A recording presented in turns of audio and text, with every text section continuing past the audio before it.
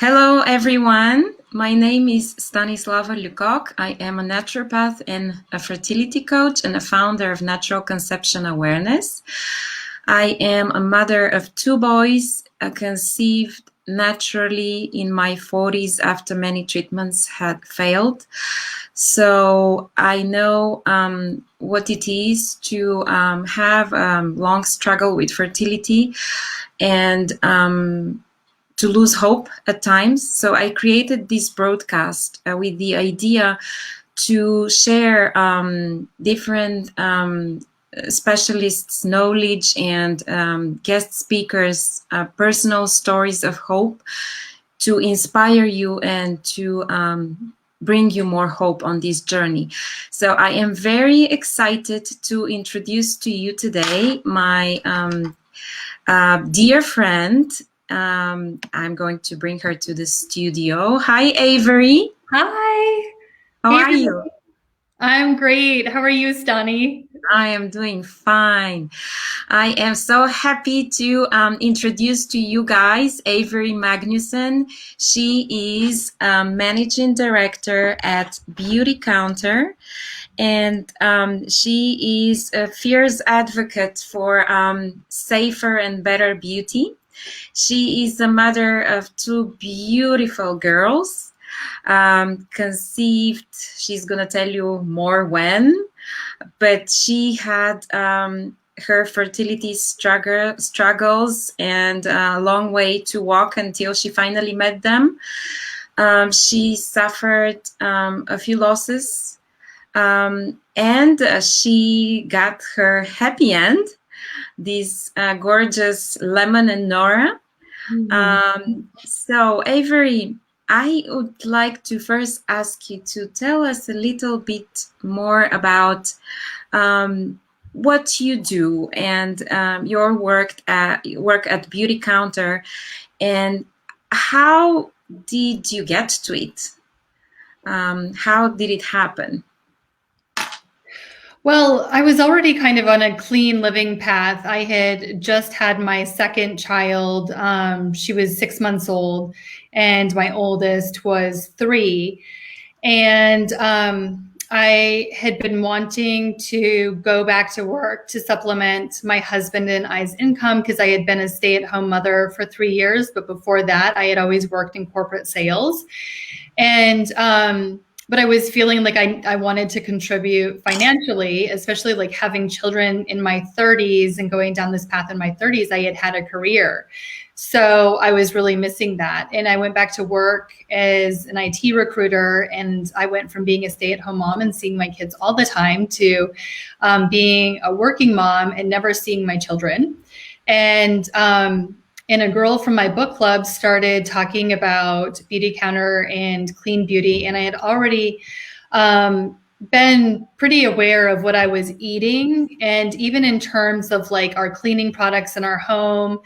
And so when I found out about Beauty Counter, I really was just interested in them from a consumer angle, to get cleaner products into my arsenal. And when she came over and she started telling me about the company itself, and that this was a company that really, its mission was to get cleaner products into the marketplace, not just our specific products, but that we were advocates for, or the company was advocates for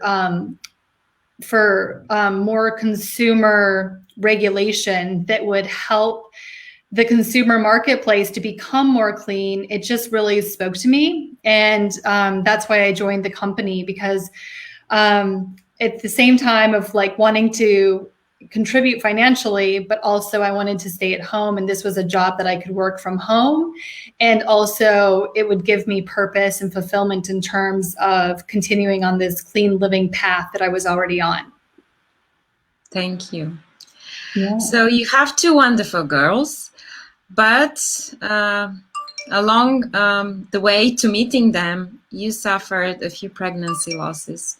Yeah. Can you tell us more about your fertility journey? Well, I was just really surprised because I come from this family of like very fertile women that didn't even seem to need to try to get pregnant. And I spent all these years just thinking in terms of, you know, making sure that I didn't get pregnant. And then when I wanted to get pregnant, I just really had this idea that it was just going to happen right away. And it didn't happen. My husband and I went off of birth control a few months before our wedding, and I was okay if I got pregnant even before the wedding. And I was ready because we were both ready. We were in our 30s. We were both ready to start a family. We were getting married, and nothing happened. And then after our wedding, about a month, I got pregnant, and I was so excited. We went to the doctor, and the doctor said, well, there's something really exciting here. This is a twin pregnancy. And they showed me on the ultrasound these two little sacs. And we called my parents and my grandparents, and we told everybody that we were having twins. And we were like so excited. And when I went back for my second ultrasound, they told me that there were no heartbeats. And then I had a D&C, and then the D&C wasn't totally successful. So then I had to have another D&C. Oh, so I had these two D&Cs, and but I was very like, I just kind of felt like that was a fluke. Like, hopefully this is just a fluke. This is, and we'll get pregnant. And eventually I did get pregnant, like 6 months later with my oldest daughter, and she was healthy and everything went well. And then when she turned 1, we started trying again for a second, and I got pregnant right away. But then I had another miscarriage and around 11 weeks. And that time I didn't want to get a D&C because I was really worried about, too many surgeries on that area of the body. It makes you more susceptible to other things, to not being able to carry a full-term baby. So I decided to let it pass naturally. And that was kind of a traumatic experience because I didn't really realize what I was in for. And I passed a lot of material, and it was really kind of scary. And then I felt like with each pregnancy, I got a little weaker too, even with my miscarriages. Like, it just kind of felt like my body was being depleted in a way that I didn't expect. And then I got pregnant again, and then miscarried again. Okay. And then when I got pregnant for the third time after my first child, I totally was expecting to miscarry again. I was preparing for it emotionally. And we didn't tell anybody that I was pregnant until the first trimester was passed, because I was so afraid of losing the baby again. And I feel like I didn't even connect with my second emotionally, or didn't allow myself to connect emotionally, because I was so worried that this one also wasn't going to come to fruition. And so, thankfully, she was born at 36 weeks. I had placenta previa, so luckily I didn't have to. I didn't have to go in early, but I did have to have a cesarean, and I was able to have not a natural birth, but a vaginal birth with my first. So, but she was born and she was healthy, and the rest is history, I guess. I think that what you're doing right now is just so important, because so many women have this journey of loss and expectations and loss and struggle. And it's becoming more and more common, and we don't talk about it very much. It's like this dirty little secret that we keep to ourselves and feel like maybe, and I remember processing this and thinking like, maybe it's something that I did. Maybe it's because of this or because of that. And you start to, to try to figure this out. And it's easy to put a lot of blame on yourself, but I think there's a difference between blame and being really proactive about what you can do to increase your fertility and the likelihood of a healthy baby. So Gosh, I also have 2 rainbow babies, just like Yeah. you. A loss before my first boy and a loss before my second boy. Mm-hmm. And it's the psychological trauma you just mentioned a little bit on it. It's very hard to deal with, and it's very hard. The consequences, continue long after you think you managed it. I had probably the same problem connecting with my second boy, because I was in disbelief until he was born. And I remember sometimes like looking at him, he was like 1, 2, 3 months old, pinching myself and saying, is this true? It's like, it's when you have, gotten so disbelieved and hit rock bottom, you're so afraid for this not to happen again. Yeah. But my question to you is, did you change anything after the first loss and then after the 2 other miscarriages? Any lifestyle habits? Did you change anything in your lifestyle? And your husband? The one thing that I really did change between Lemon, my first, and Nora, my second, is that I have struggled with psoriasis for probably since I was a teenager. And I was always taking steroid creams or putting steroid creams on these different patches of my body. And I would ask the doctors, is this safe? And they would say, well, it's relatively safe. I think that you're fine. And the more that I researched it, I just felt uncomfortable putting these steroid creams on my body. So I actually went cold turkey and stopped using steroids altogether on my skin. And not to say that made a difference or not, but it was one major thing. It was really painful actually to give up those steroid creams because I had been using them for decades. And it made my skin really unbearable at certain moments. But I've just felt so resolute that I needed to get these toxins out of my body and out of my system to prepare myself for a pregnancy. And we were eating clean. I can't remember if we started eating. Well, actually, I had been a vegetarian for 16 years. And even though I'm from Montana, which is a ranching state, and my grandpa is actually a rancher, I wasn't eating any red meat or even like chicken or any meat products. But I had really low iron, and my grandpa was really worried about me, and he had grass-fed cattle. So he sent me 90 pounds of grass-fed beef, and I started eating red meat during my first pregnancy. And then I continued on until my second. And I don't know if that helped or hurt, but I do think that the iron was necessary for me at the time. And even though maybe it went against my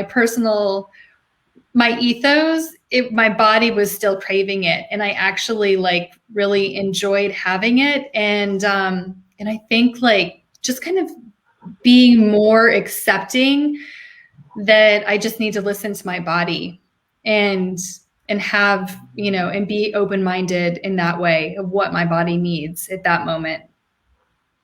Interesting. So did you start eating meat with your pregnancy with Lemon, or before that? With my pregnancy with Lemon. Mm-hmm. Interesting.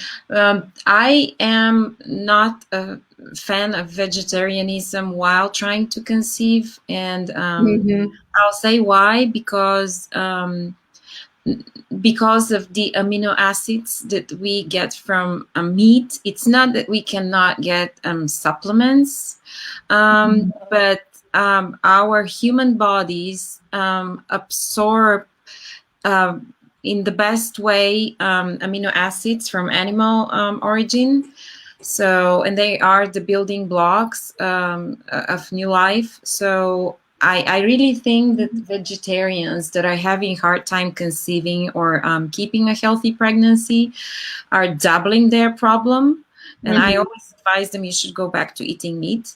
You ate fish though, did you? I ate fish. Yeah. Okay. It was really, honestly, I wasn't eating a lot of fish either. It was if I was at a restaurant on occasion and there was nothing else to eat, I would eat some fish, but I wasn't actively like buying fish to eat it once a week. So, so yeah, I think my grandpa was spot on with my need to have. I think so too. Some quality meat in my diet. But yes. I do believe that where you get your meat from is really important. That it's fundamentally important, because just like everything else in our environment today, you have to be so conscious of where you're sourcing your food, your products, everything that you bring into your home and consume in your body you have to be conscious about where it's coming from. Totally agree. I want to ask you more about the psychological side of the losses. How did you manage to cope after each loss? How did you deal with the grief? Did you ever lose hope after any of these losses? And if you did, what helped you recover and continue to fight and just deal with this trauma, because it is a trauma. 4 losses you lost 4 babies.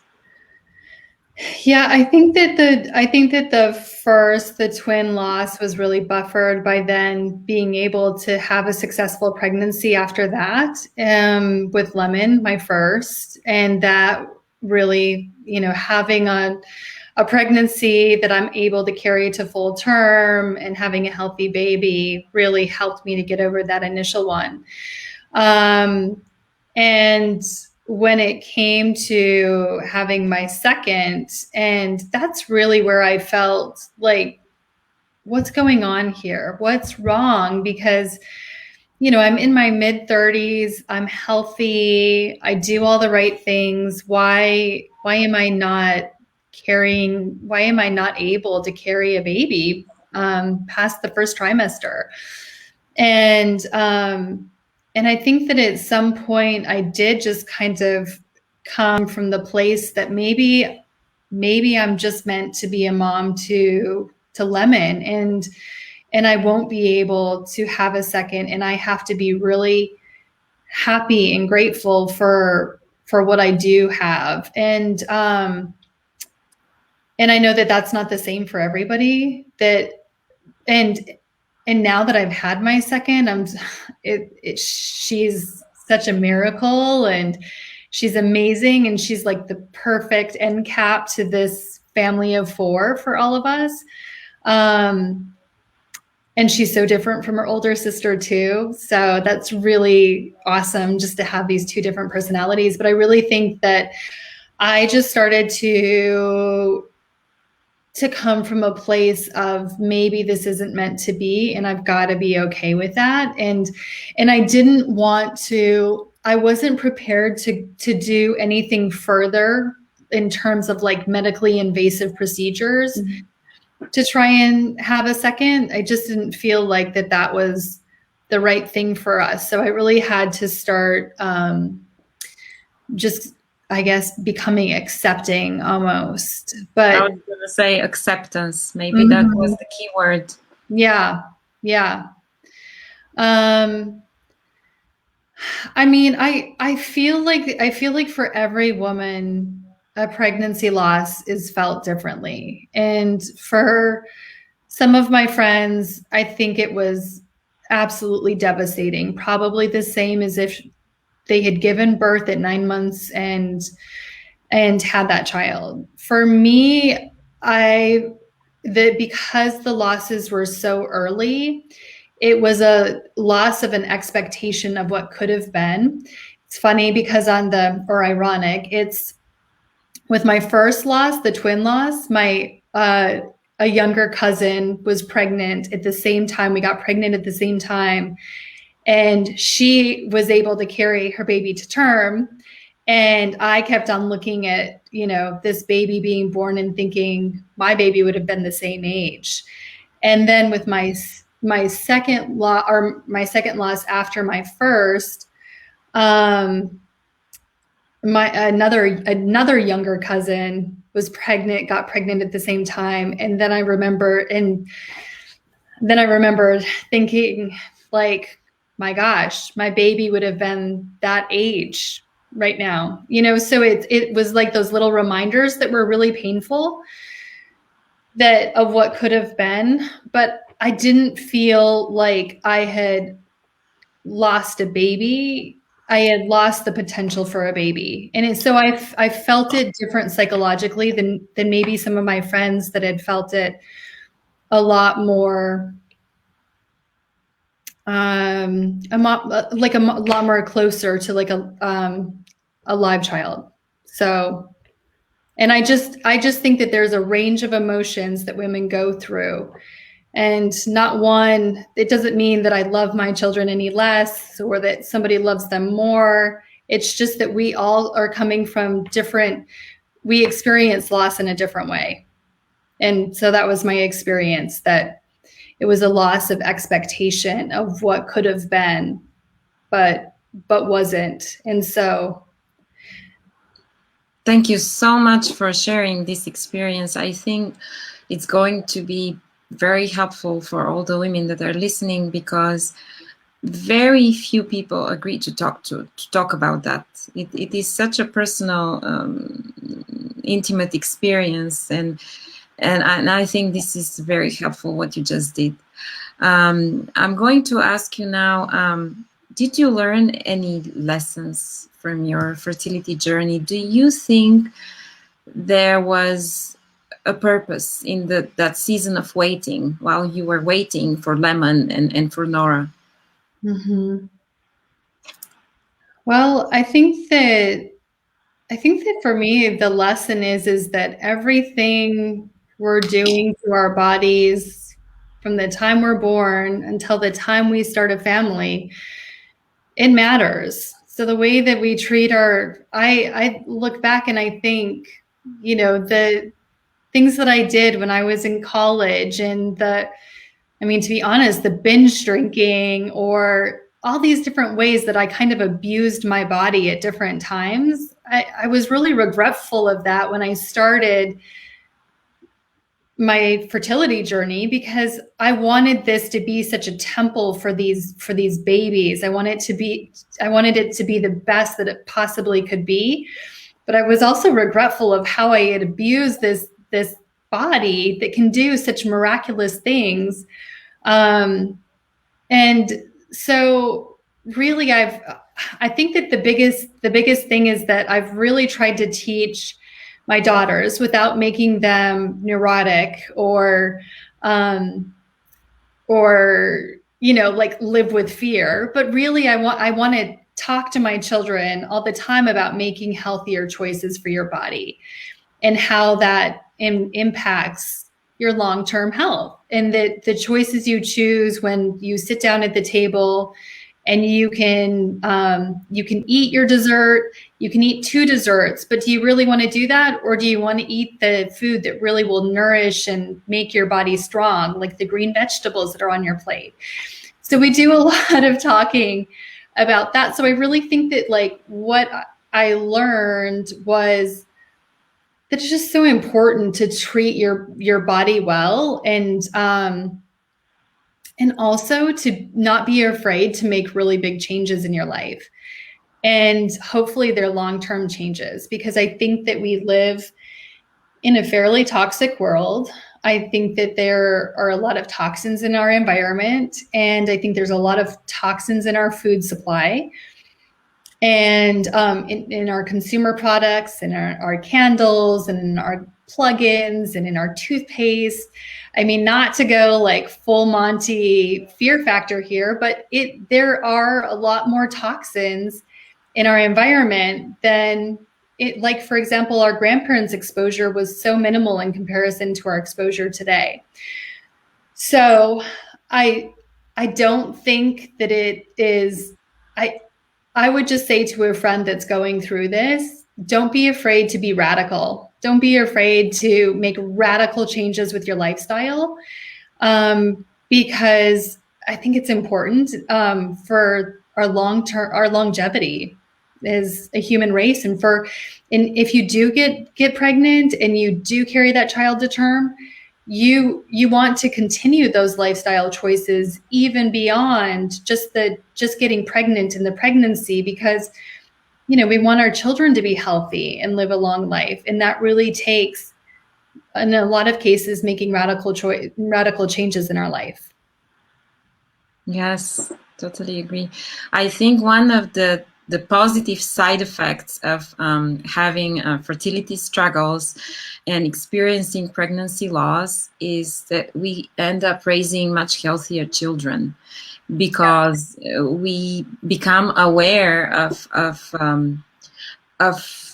all the things we can do better to take care of our bodies, and eventually we end up raising healthier children. So that's one good side effect that comes with the fertility struggles.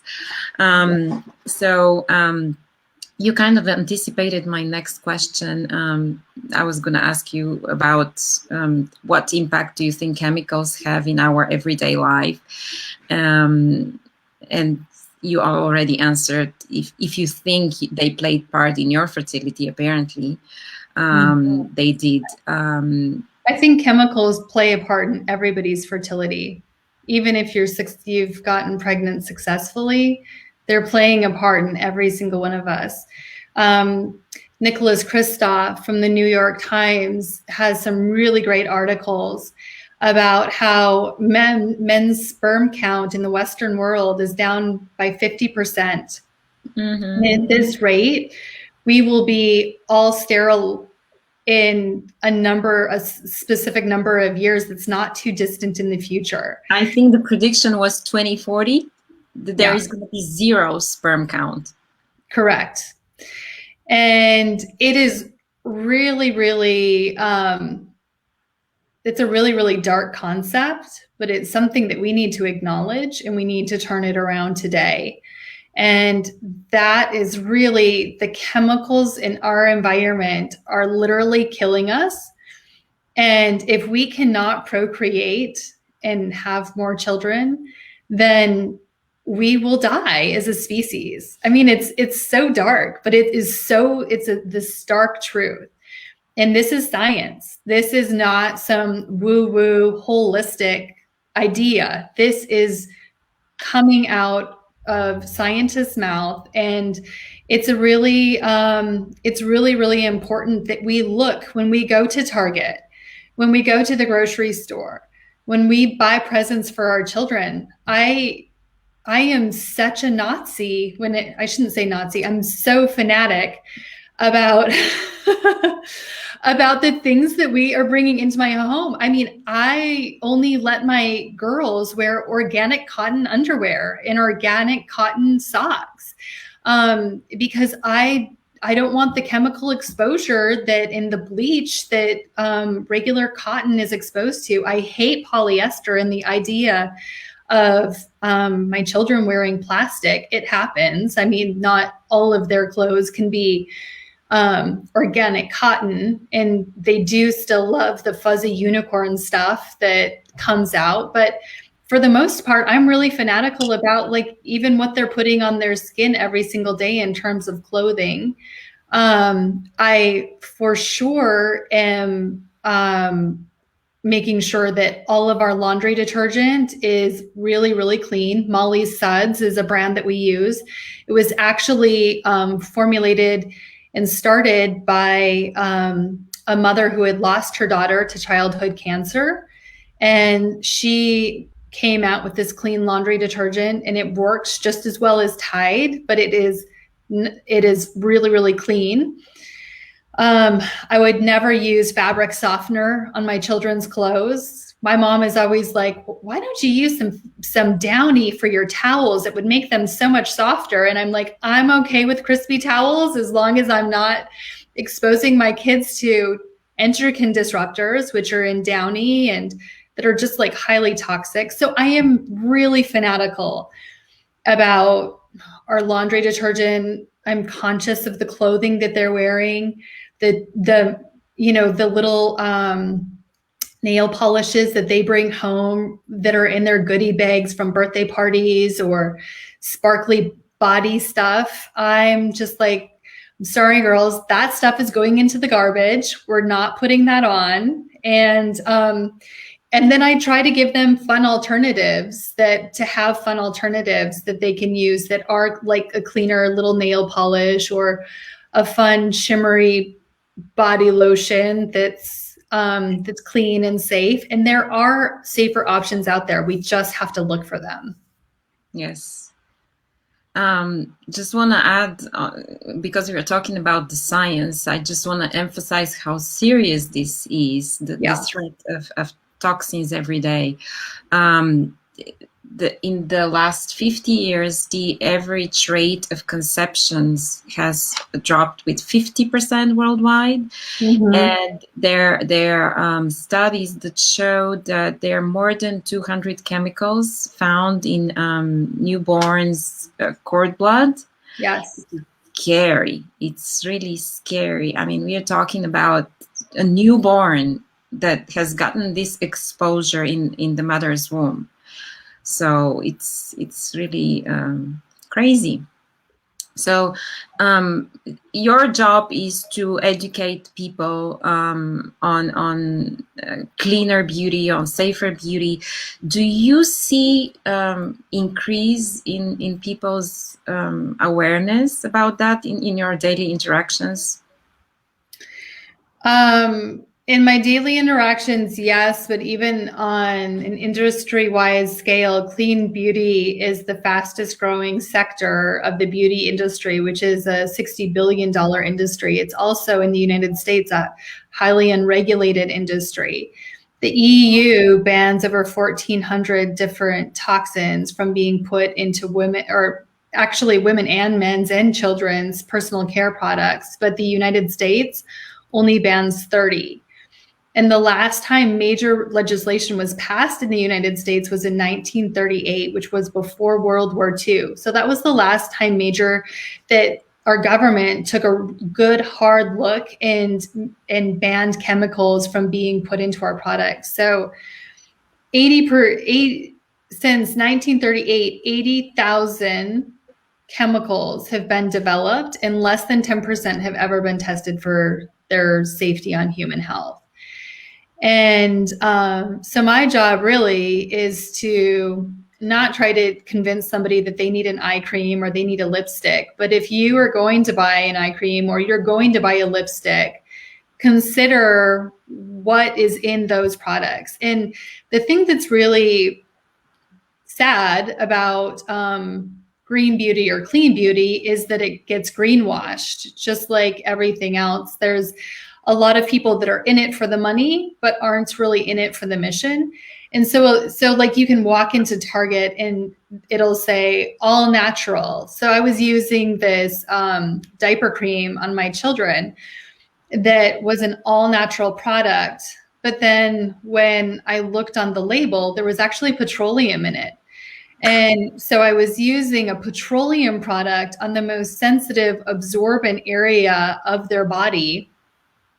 And that was really eye-opening, and it just started making me a major ingredient detective. So I don't buy products for my family anymore unless I can scan them into EWG and to see their toxicity rating, and unless I know the ingredients that are on the back of the ingredient list. But one thing that people don't know or realize is that fragrance, at least in the United States, on the back of a product is actually it's a place where you can hide phthalates and other toxins that are put into the product. You can hide it under the label fragrance, and it's a way to get past the little tiny bit of regulation that there is in disclosing products. So there's just little transparency in the cosmetic industry. So, one thing I always tell people, just on, speaking on a personal basis, that if there's one thing that you can do to clean up your products, look on the back of all of your products. And if it says fragrance, throw it away. You may end up throwing away everything because almost everything says fragrance. And that just means that things are being hidden in there. And unless it is a naturally derived scent, so from a plant, it should say that. And it shouldn't say parfum or fragrance. Right. Yeah. Only if it says essential oil, maybe then you're okay. But I remember when I first got aware of that, the fragrance on the label, or aroma or essence, whatever, I filled one of those big trash bags with domestic products that I had at home. Literally, the huge trash bag. Yeah. I mean, you can get Castile soap, which is really relatively inexpensive, and you can use Castile soap for washing your dishes, for washing your clothes. I use it for everything. Yeah, you can use it for everything. Washing your hands, you can just have Castile soap, and it's a very pure, good product. We use Dr. Bronner's, which I trust. And I know their mission. So we use Dr. Bronner's Castile soap for a lot of stuff. Of course, I use Beauty Counter because I know that how we screen our products for phthalates and parabens, and we ban over 1,800 different toxins that are typically or suspected toxins. What's interesting about the cosmetic industry is that we don't even know really, because there are so many chemicals out there and chemicals that are being used. There are large data gaps where we don't know, are they safe or aren't they safe? And so Beauty Counter is partnered with Tufts University to do research to create to minimize these data gaps with these different chemicals to ensure that they are safe. So Beauty Counter is a company I trust. Everyone Products is another company that I really trust that has really clean, good products. And that's great for kids' hair and kids' body wash. And you can even make bubbles in the bubble bath with it. And it's clean. So yeah, I think that people are becoming more aware, but I'm also kind of living in this more liberal enclave of people that are, more earth conscious. But even still, some of these people around me that I think that are really earth conscious this is, I'm not trying to be judgy at all, but I can smell downy. Now I have such a nose for these chemicals that because I've eliminated them, I'm like, that kid is definitely, their parents are using downy. I can smell it from a mile away. And I just think there still is a huge lack of awareness of just how toxic and dangerous these kinds of things are. That's why we are so thankful that you're doing what you're doing to educate more and more people. Our time is running out, so I am in a hurry to ask you a last question here. Okay. Even though I love talking to you, and we can do this for hours, I'm sure. Yeah. But any final words of wisdom? What is your message to the women, men, and couples struggling with infertility? I don't know, just find your warrior spirit and fight like hell to make change and to do your, to make radical changes in your life. I think it's okay. And we all need to make radical changes in our life. And I think on the other end of that is a really beautiful world that is cleaner, safer, healthier, healthier bodies, healthier children, increase fertility, all of that. But we need to start making radical changes in our lives now, and we need to be warriors for our children's future, or our potential children's future. I love that. I always talk about the wall of infertility that you have to deal with to get to your child, and if people try to knock it out, taking brick by brick, it's not going to work. You need a bulldozer. So I love this radical change. Yes. I love that you're an advocate for radical change. Absolutely. It was so lovely talking to you, Averi. Donnie. I am probably going to invite you again, because we cannot exhaust all the topics that we can talk about, that we have in common. So thank you so much. And thanks for having me. And thanks for doing this and bringing a lot of these issues to light. I just think it's so terribly important. I think so. And I think we really helped bring some more hope today. Bye now. Thank you. Bye. Bye, everybody. Bye.